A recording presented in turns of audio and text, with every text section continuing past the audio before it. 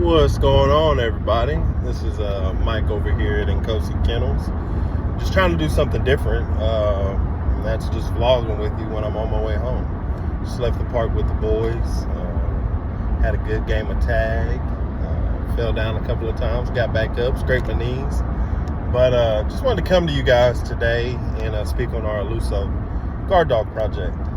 Not too long ago, I made a post on Facebook kind of outlining my brother Evan's and mine vision for our kennel and one of our little side projects, and that's the Eluso Guard Dog project. And essentially it's our take on what we feel would be a really good all-purpose family guardian and estate guardian especially.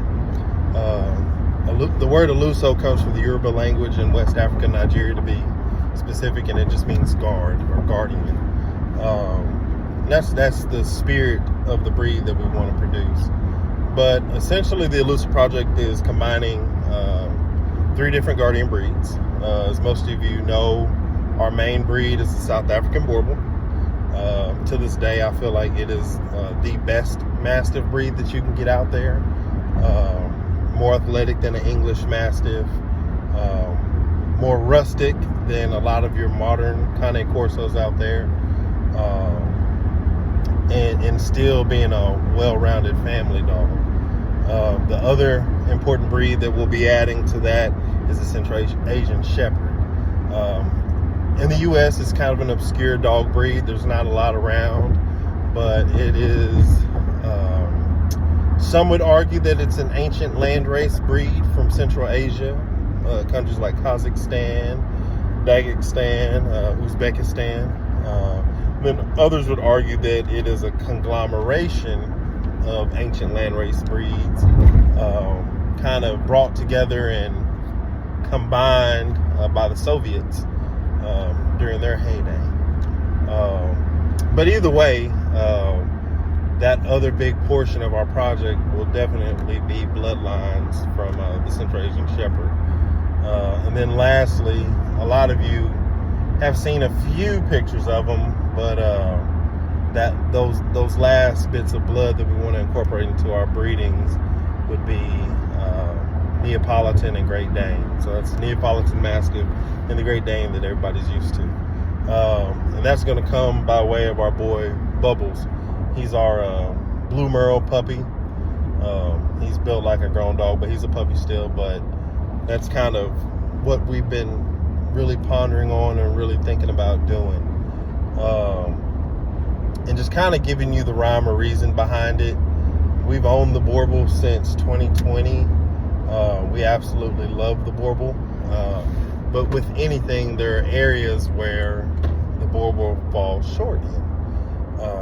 And then we've had the Central Asian Shepherd for less time than we've had the Borbal. But there are areas, just through extensive research, where you know that the Central Asian Shepherd kind of falls short in.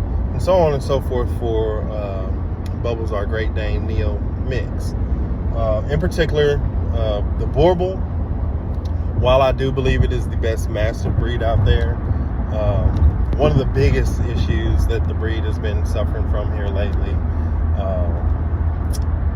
and we'll just call a spade. A lot of the dogs have become obese and non-athletic.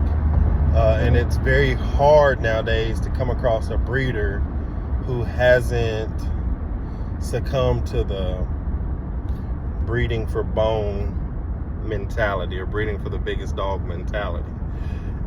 And because of that, a lot of your Borbals nowadays, while being heavy set dogs, they've almost become bullish and bulldogish in their stature, and it's begun to affect different things like health.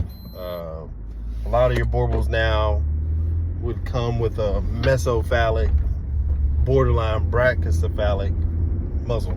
That means a slightly smushed to a fully smushed muzzle, similar to a bulldog.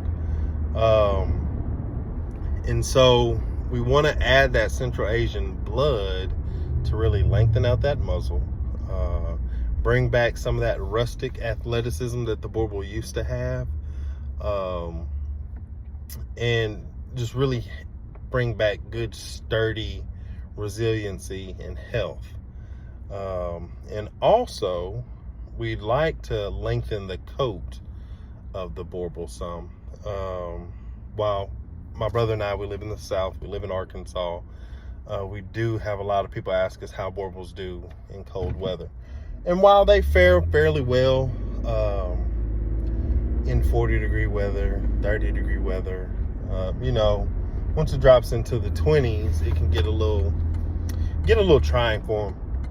And so adding that Central Asian blood, we're hoping to add a double coat so that dog, being an estate guardian, would be able to be out in the elements however and whenever and for however long without the necessity of bringing them inside to warm up.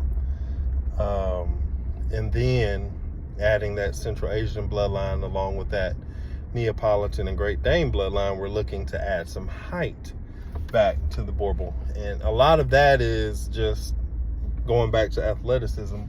Longer legs generally means that more ground can be covered when the dog is at movement. So if your dog's laying in the doghouse, here's a threat. In the home or out in the yard, in theory, having longer legs, he should be able to cover ground quicker than a shorter statured dog. And so that kind of covers our phenotype or the look that we're going for. You know, we're really hoping to produce males that are consistently at least 30 inches tall. Weight wise, we don't really get hung up on the scale.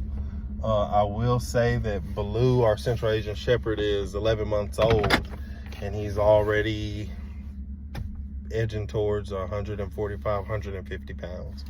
And so that's not because I feed him heavy. It's because that's just what is in his genetics.